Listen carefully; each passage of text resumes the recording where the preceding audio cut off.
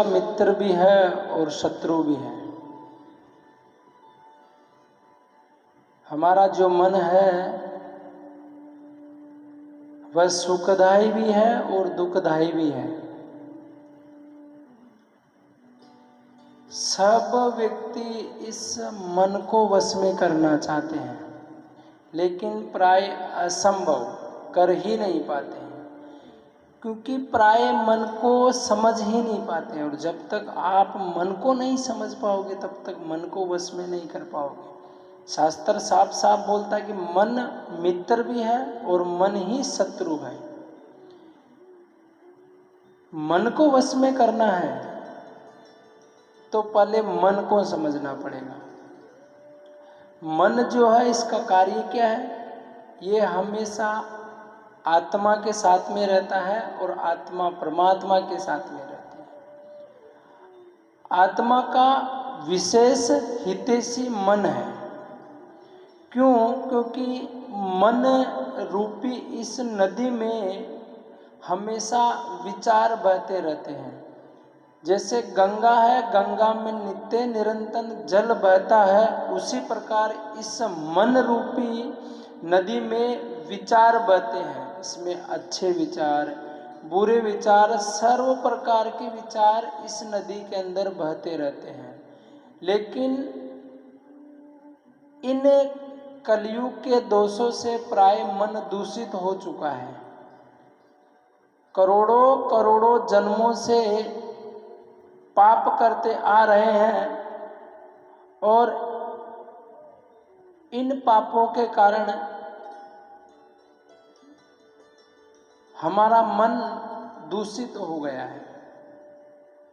और दूषित वस्तु दूषित ही विचार करती है।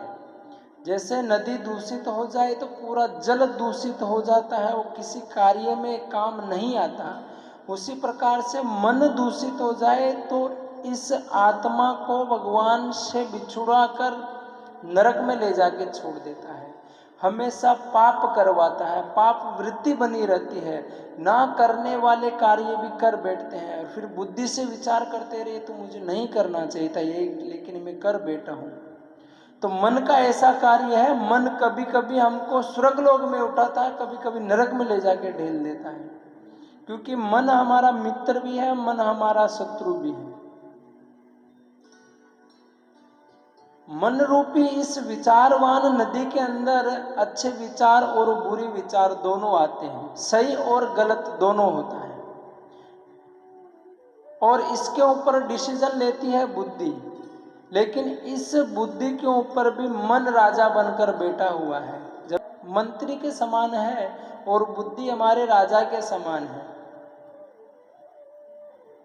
ये मंत्री इस बुद्धि रूपी राजा के ऊपर मन हावी होकर बैठा हुआ है। ये जैसा बोलता वैसा ही बुद्धि करती है। कभी कभी हमारे मन में जब गंदे विचार आते हैं, गलत कार्य करते, तो स्वाभाविक हमारे मन से आवाज आती है, बुद्धि निर्णय लेना चाहती है, लेकिन मन उसको करने देता नहीं, पाप वृत्ति में लगा के रखता है। इसलिए मन मनुष्य का मित्र और शत्रु दोनों है।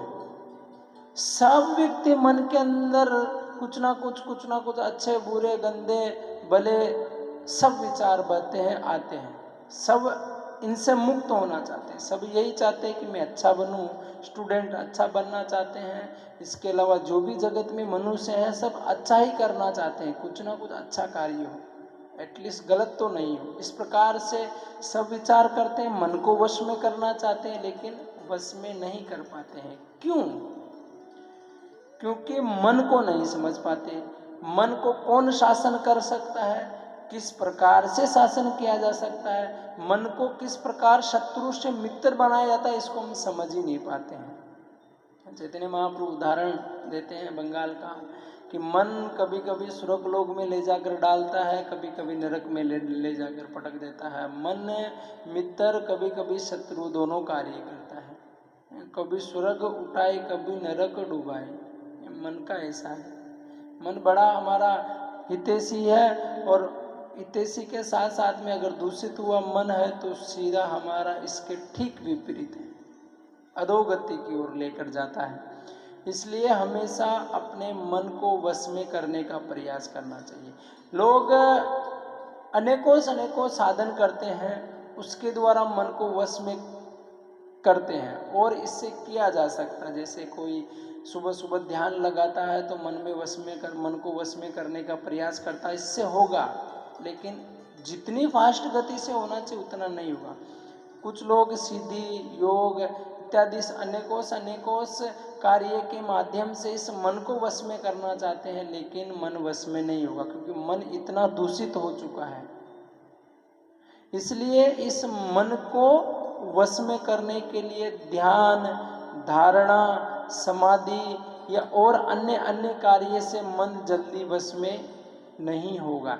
ये तो एकमात्र कृपा से ही वश में हो सकता है, दूसरा कोई और उपचार नहीं। तो कृपा कैसे प्राप्त करें? कृपातार्थ मन त्रायते इति मंत्र, मन के ऊपर त्राण करने वाला, मन के ऊपर शासन करने वाला यदि राजा कोई है ना, बुद्धि इसके अंडर में है, तो मन सबका राजा बना हुआ, सारी इंद्रियों का, हमारी जो इंद्रियां, इन सब इंद्रियों का राजा मन बैठा हुआ है। तो इस मन रूपी राजा के ऊपर भी यदि कोई शासन करने वाला है तो वो है मंत्र।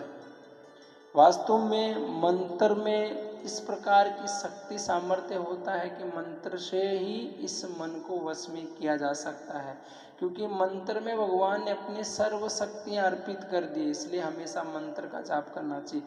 अनेकों मंत्र है, गोपाल मंत्र, ओम नमो भगवते वासुदेवाय मंत्र और अन्य शास्त्रों में मंत्र बताए गए हैं, लेकिन इन मंत्रों में कुछ दोष है, कुछ त्रुटियाँ भी है ना। जितना हित करते हैं उतना अहित भी करते हैं। जैसे गायत्री मंत्र हर स्थान पे नहीं पढ़ा जा सकता है, उसके लिए विशिष्ट योग्य स्थान होना चाहिए, तब वो बड़ा फलदायी होता है, नहीं तो जितना फल देगा उसका दुष्ट परिणाम भी आता है। इसलिए मन को भी वश में करने के लिए मंत्र का जाप करना चाहिए, लेकिन कौन से मंत्र का, ये हमें समझना पड़ेगा। अनेकों मंत्र है, उनके द्वारा मन को वश में किया जा सकता, कोई दोहरा ही नहीं है। जो मंत्र जप करेंगे उसमें कहीं ना कहीं किसी न किसी माध्यम से ये मन वश में होगा। लेकिन मंत्रों में मंत्रों का राजा है कलयुग का हरे कृष्ण महामंत्र, हरे कृष्णा कृष्ण कृष्ण हरे हरे, हरे राम राम राम हरे हरे। यदि इस मंत्र का जाप करते हैं तो निश्चित इसमें कोई त्रुटि नहीं रहता है, कोई दोष नहीं रहता। किसी भी स्थान पे, किसी भी परिस्थिति में, किसी भी समय, चाहे हम वृद्ध अवस्था में रहे, जवानी अवस्था में रहे, बचपन में रहे, शरीर ठीक रहे नहीं रहे और शरीर पवित्र रहे नहीं रहे, किसी भी अवस्था में इस मन को वश में करने के लिए ये हरे कृष्ण महामंत्र को जप किया जा सकता है, इसमें कोई दोहराई नहीं। बाकी सबको शुद्ध पवित्र स्नान इत्यादि करके भोर में सुबह जल्दी जगकर फिर इन मंत्रों का पाठ करना चाहिए। लेकिन हरे कृष्ण महामंत्र में कोई नीति नियम नहीं, कभी भी आप इसका जप कर सकते हो। जितना जितना जप करेंगे उतना उतना ये मन शुद्ध निर्मल होगा और हमको प्रगतिशील बनाएगा। हम अपने जीवन में आगे बढ़ना चाहते हैं लेकिन मन बढ़ने नहीं देता है। जब मन शुद्ध हो जाएगा तो स्वतः मन हमको स्वर्ग से उपरांत भगवान के धाम तक लेके जा सकता है। बाकी संसार के छोटे मोटे कार्यों की तो बात ही छोड़ दीजिए। इसलिए मन को मित्र बनाना है तो केवल मंत्र जप करना पड़ेगा। अन्य मंत्रों को ना जप कर हरे कृष्ण महामंत्र, बाकी सबको भी जपना चाहिए, करना चाहिए, लेकिन उसके लिए विशिष्ट नीति है, नियम है, योग्य समय, योग्य स्थान, शरीर पवित्र है कि नहीं है, ये सब देखना पड़ता है। लेकिन हरे कृष्ण महामंत्र में ऐसा कुछ नहीं है, क्योंकि भगवान कहते हैं स्वयं कि नामकारी बहुधा निज सर्वशक्ति, इस मैंने मेरे मन इस महामंत्र के अंदर पूरी शक्तियाँ अर्पित कर दी। इसलिए मन को वश में करने के लिए एकमात्र उपाय यदि कोई है तो वो केवल और केवल हरे कृष्ण महामंत्र का जप। इसके अलावा और कुछ करने जाएंगे तो कलयुग में असंभव होगा नहीं, उल्टा दुर्गति में फंस जाएंगे।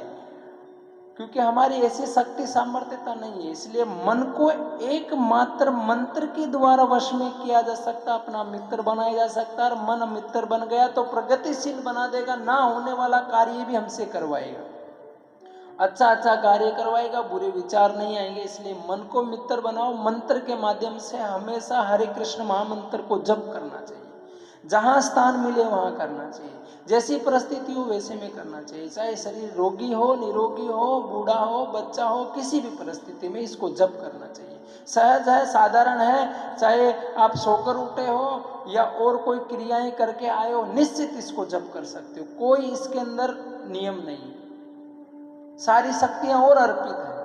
केवल माला लेना है, मंत्र जप करना है। हरे कृष्णा कृष्णा कृष्णा हरे हरे, हरे राम राम राम हरे हरे।